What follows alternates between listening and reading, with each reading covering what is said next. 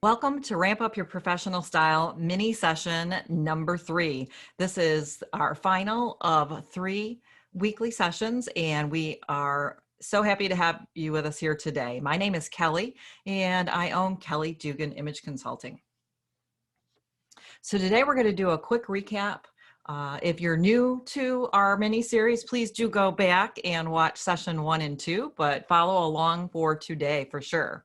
What we've learned in our personal style journey is that personal style really is that totality of your look from head to toe.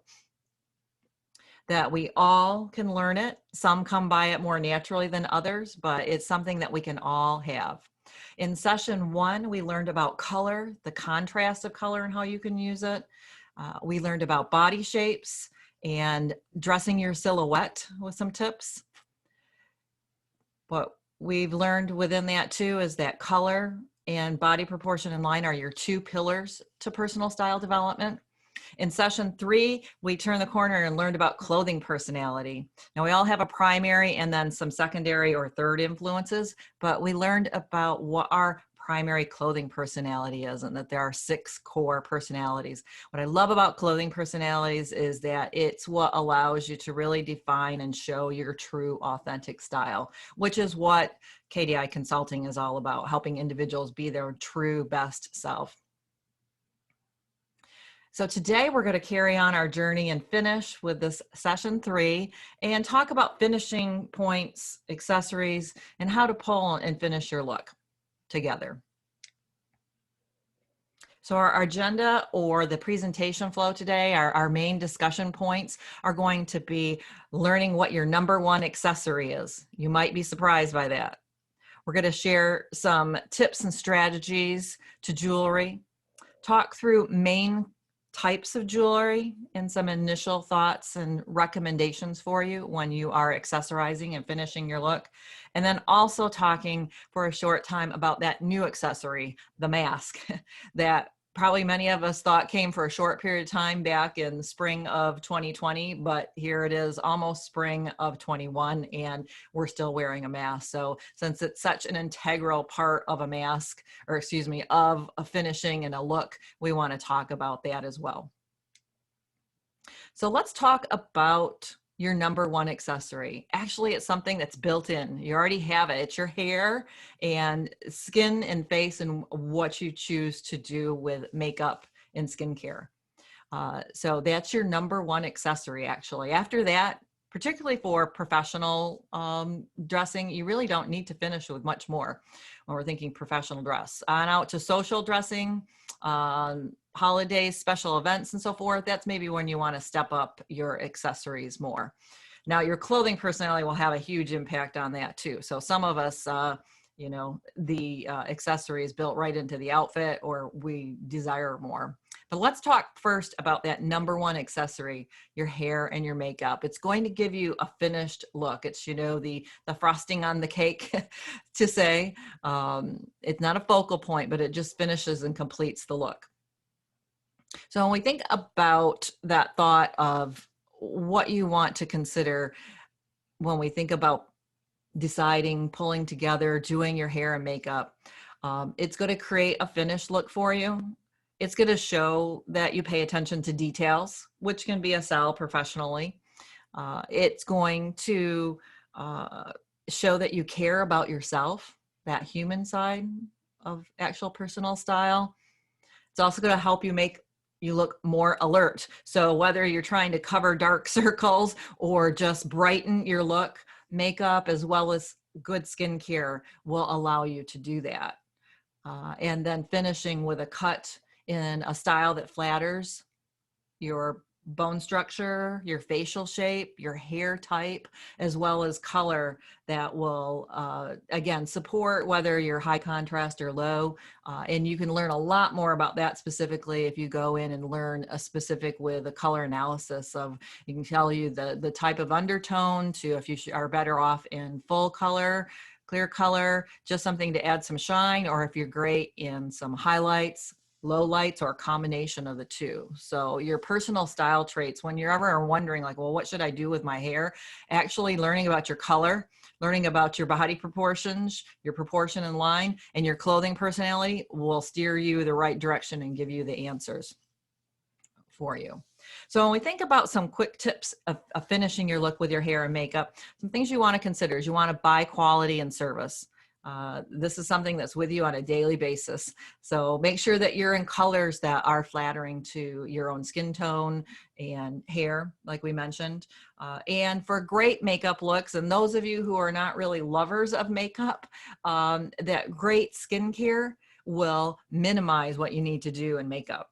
So you really shouldn't have to do a lot truly with makeup. Recent statistics talk about for career success and moving forward that no makeup, so an undone look to too made up of a look can be a detriment for you and create risk for you. So you just want a natural defined look that accentuates your own features and balances in harmony with your own skin tone. And lastly, I'd like to share, stay current. Stay updated with application techniques to the type of products out there. Types of products change all the time. Science really has evolved what we have available to us in skincare and makeup products. So stay current. Visit with a makeup artist, a skincare specialist, and learn what is right for you. Update this probably every couple of years. Some of us who have more,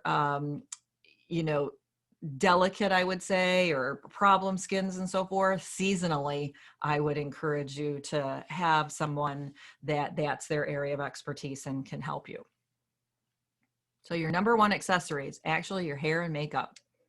So as we think though about actually what we think of accessories would be jewelry. Let's share first what the true functions of accessories are. Particularly in business, I would say your jewelry should really be a finishing point, not a focal point. I know many times you probably have heard, use your accessories for a focal point. You can do that, but what you want, again, is you want somebody to see you from head to toe, but the attention to come up to the face and the eyes and then out to the business that's in front of you. So for professional reasons, you want to consider that. So, but functions of accessories, they're going to make an outfit look complete and finished. Doesn't mean that you have to drape yourself in a bazillion pieces of jewelry. Don't look like you fell into a tackle box. I see that as a common issue with individuals who sell jewelry. They want to wear their entire collection at one time. I don't necessarily really recommend that. Now, some of us by our clothing personality are more likely to wear more jewelry or bolder pieces if we're more contemporary in our style, creative, that gammon or the dramatic. That we're going to actually need and desire more in what our accessories can offer to the look. So jewelry can give a visual appeal to plain lines. Like today I dressed myself pretty simple. We're going to talk about a couple things here as we go through. So I'm just in a classic cut cashmere navy sweater, but a pair of earrings finishes the look nicely along with my headset cord. I could add a necklace in if I wanted to, but I'm finished and put together because my hair, my makeup's done, and my earrings, and I'm complete. They can create a mood or change the mood of your outfit too. So think about, if you want to, whether it be dress up a look or dress it down, if you want it more creative, if you want it more earthy, so the types of accessories you choose, the colors that are within them, if it has color and pattern versus if you're just thinking silver and gold jewelry, that it can change the mood. What we have not talked about in our color section is how color communicates. And that has its own language all its own. So you can actually learn about how color communicates in your accessories as well as on into your wardrobe. So that really impacts with the thought of the mood. So if we think of pearls and a classic button earring, the colors, but the shape and the size create a refined, elegant, some might say a stuffy look, but it's the mood that it creates. Then the beauty of accessories too is that it can give a variety of looks to one outfit. So you ultimately really don't have to have a lot of garments in your closet. I teach a wardrobing technique and then you add accessories in that with 8 to 9 correct or key garment pieces, you can have 30 to 40 outfits. And particularly as you add and grow your jewelry and accessory points to finish and change the mood and the feel. Again, you can have more outfits than you ever could imagine. So I continue to think of some specific tips for you here and strategies. The size of your jewelry as you follow along here on the screen, the size of the jewelry should work with the scale of your bone structure. We learned about bone structure in session 2. I would listen to that session to learn about that area. We'll talk a little bit with it within specific types of jewelry here today for you. Jewelry pieces do not have to match perfectly. Now, if you're a classic, you just shuddered on me. The classic wants those pieces to match perfectly. They have a set that goes with a specific outfit, and that's how they wear it. But for the most part, the balance of the personalities really can pull together eclectically and put a flattering set of jewelry together. Now, there are the personalities too, like the romantic and somewhat with the ingenue, those feminine personalities, where the accessories, the jewelry is really kind of built into the look, the ensemble. They might have more glitz or embroidery, something additional in the design that they really don't need, again, much more than a pair of earrings to finish their look. Next, we want to think about jewelry is that you don't really want to see it moving, clanging, banging around, or visually shining around and so forth, particularly for professional reasons. Again, we want it to be a finishing point, not a focal point. So if it makes noise, if there's auditory clatter or visual bling in the sense of too much glitz and bling for professional dress, and the more traditional you are in your dress, then you're going to want to watch that and not have that occur. If you're creative in your style, you have some opportunity. So if you are in marketing, if you're in fashion and design, those individuals have a little bit of a license to break that rule, I would say. And lastly, we want to look at the application of jewelry starts with the face or the head. We talked about hair and makeup first, and then the ears. Next, you would go to the neck line. So that would include necklaces, scarves, maybe pins. And third or lastly, you would adorn the wrist, which we're going to talk about each of those components here today. Now, something to consider too, and not listed here, what we learned in color is if we were high contrast or medium or lower in our contrast, something to think about. If you are wearing metal jewelry, that someone who is higher contrast is best in a shiny surface. Those who are more medium to low contrast, I'm lower in my contrast, are better in a matte or a hammered or an antiqued finish to the jewelry, because again, shiny is high contrast, matte is lower contrast. So think about the surface. You can dive much deeper into that. Are you better in silver or gold or both? What colors you could wear in jewelry and the intensity of the color. The more you learn about color with color flow and color analysis today.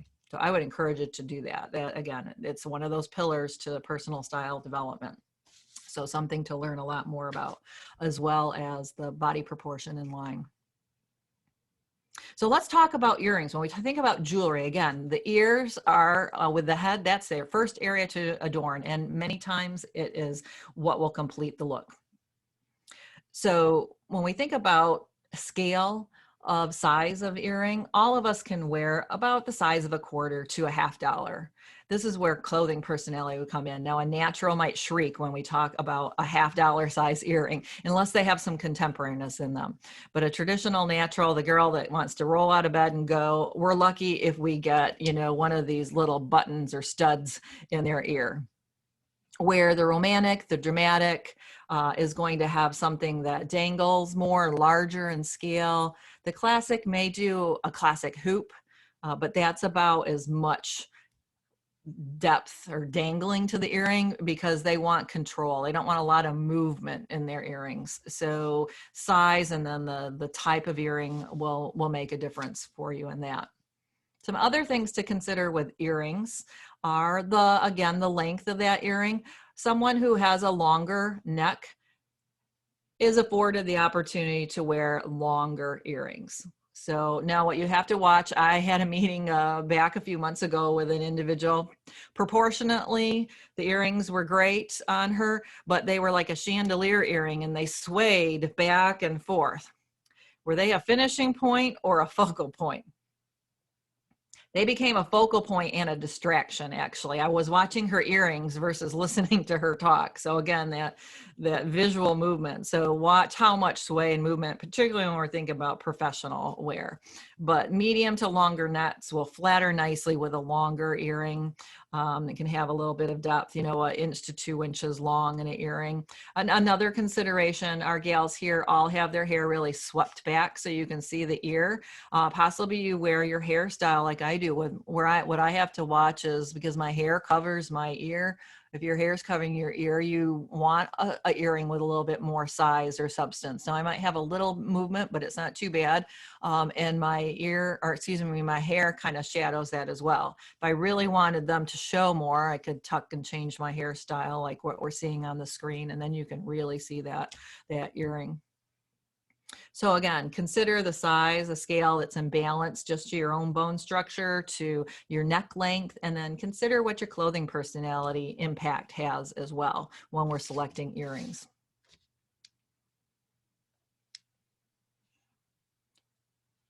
Oops, we moved, my cursor's going too fast. Okay, so let's talk about necklaces and scarves. So again, we're going to adorn the neckline second. Initially, we think it's safe spaces for a neckline. If you think of that hard surface of your chest, pretty much everybody can wear a necklace that drops into that hard surface of your chest. So no qualms with that. Shorter necklaces, as we move into chokers, are not going to be best on a short neck. Someone with a long neck is going to be better with a necklace that hits right at the collarbone or up into the neck.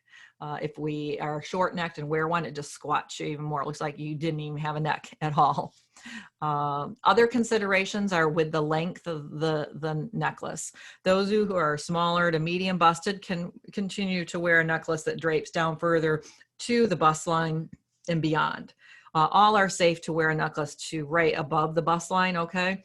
But if you are large busted, that's the furthest you want that necklace to drop. What happens is it drops further, then it just sways and bobbles and bops, and what does it become? It becomes a focal point versus a finishing point, and you don't want that.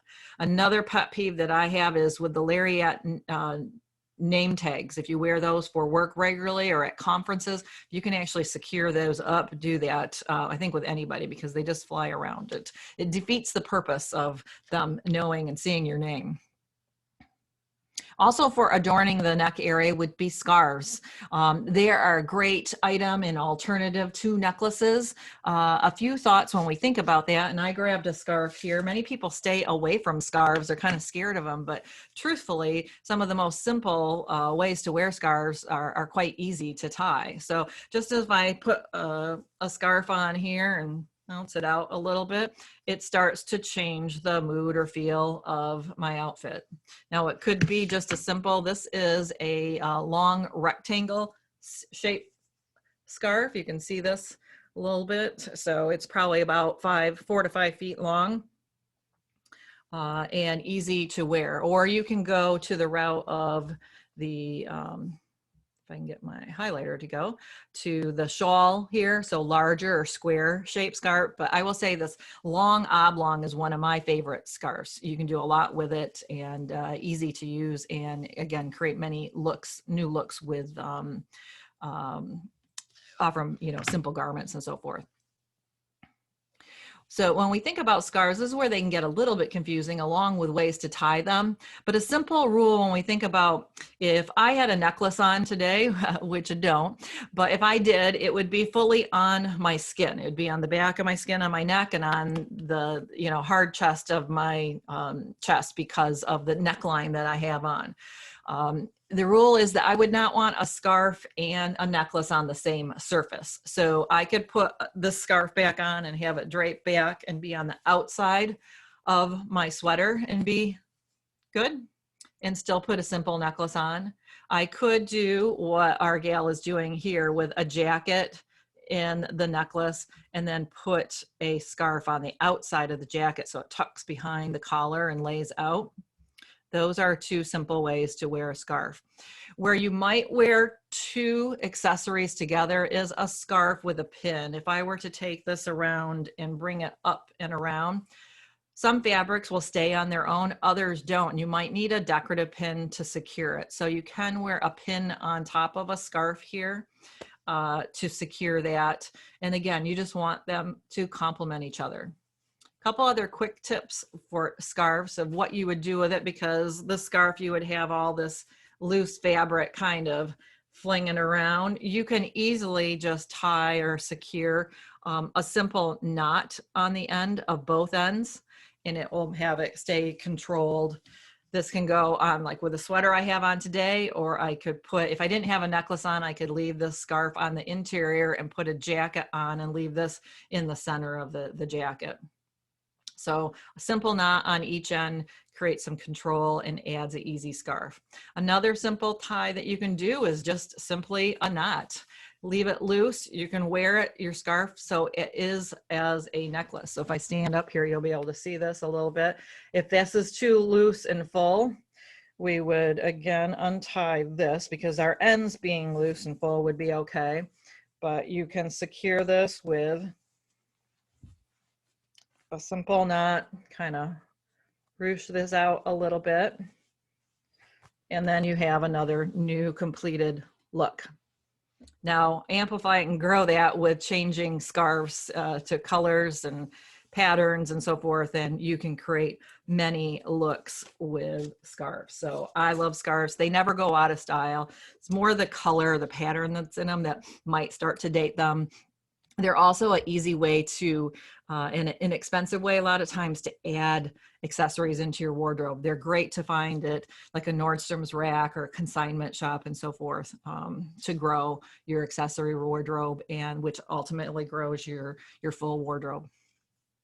So as we start to wind down through our accessories, last again, you're going to adorn the wrist or the hand. So a couple quick thoughts on rings. Your traditional types of rings of wedding bands and anniversary bands, mother rings and so forth. Most women, many women have those. 1 to 2 rings per hand is a nice thought when we think about professionally speaking. If you're doing a lot of presentations, I'd say 1 to 2 rings for sure, no matter what profession you are, because again, it's a finishing point, not a focal point. You want to be careful with rings if, as of late, we haven't been seeing, because we haven't been in person as much, but a few years back, we saw these big floral type of rings, these novelty type of rings. Be careful of those professionally, again, unless you are in a design field, marketing, where you can show that creativity more so. They can be a nice finishing point for social, evening, formal wear when we get into some of those other types of rings. When we think about the wrist and adorning the wrist last, this is where I think I love bracelets myself, but I find that they're in the way. So depending on what you do for professional reasons, they might just be in the way. So watch how chunky and clunky they are. These bracelets that we're seeing here to the right are a fine strand. You could probably work at your computer fine, but as you start to pick up some weight and chunkiness to the bracelets, that's when they can start to interfere with actually even doing work. The other interference, or thinking about risk and so forth, that you want to watch is, again, back to, are they a finishing point or a focal point? If they become a focal point because they're super cool or that they make noise, they clang and they bang and so forth, that's when you're going to want to maybe consider not wearing them at times when we're putting together or finishing that professional look. So as we continue on, again, that new accessory is the mask, and they're here to stay for a while. Just a couple quick thoughts on mask is, consider your profession again and who you are, your personality. You may want to stay clear of the smiley face in professional settings, unless you're a pediatric nurse. I know when I worked as a dental hygienist and worked in a pediatric office, this type of novelty, fun stuff for kids can be great. You can use the traditional, more medical style masks to some that are more fashion forward. This is kind of cool, where you get to actually see the mouth and the face and people smile. I like this idea. I'm just wondering how well that she can breathe with that plastic there, or what you're commonly seeing in the black mask here. If you're not wearing a medical mask, you're seeing the cloth colored mask. So professionally, I would keep it, again, clean, neat, classic. Another thing to think about is with our two gals here, the colors of the masks that they're in, I would actually switch those around.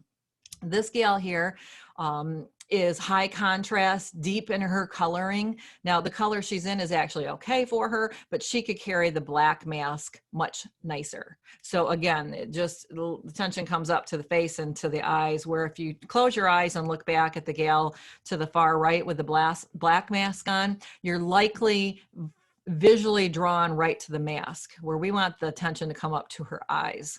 If we put her in a neutral or a softer, a gray or a navy mask or a brown, then we're going to see her as a whole and the tension up to the face. So think about the color of your mask as well, because again, I don't think they're going away anytime soon. So as we wind down and we think about this overview of ramping up your style, in week 1, we learned about your personal style traits of color and line. Week 2, we discovered your clothing personality. And today we took a quick view through accessorizing and finishing your look. So we hoped that you learned some new tips. Maybe we're reminded of some great strategies that you could use in your wardrobe development within this 3-part mini series. So thank you for being a part of it. If this just whet your appetite to learn more and you'd like to learn more, there are ways to do that. I would encourage you to go to kellydugan.com and download our great Making Your Mark ebook. It's a downloadable report loaded with not only dress tips, but also behavior communications, personal and professional presence tips for you. If you are a woman on the move, whether you're looking for work and or pivoting your career, I want to share for the first time, you're the first to learn about this, that we are offering a great professional presence, personal brand workshop coming up here in the spring. So you're the first to learn about this. So we will be offering a new Pivot Your Style, Pivot Your Career program. It will be a 5-week program. There's a variety of ways to participate in that. If you'd like to learn more about that and be the first to get all the details on it, please contact us directly.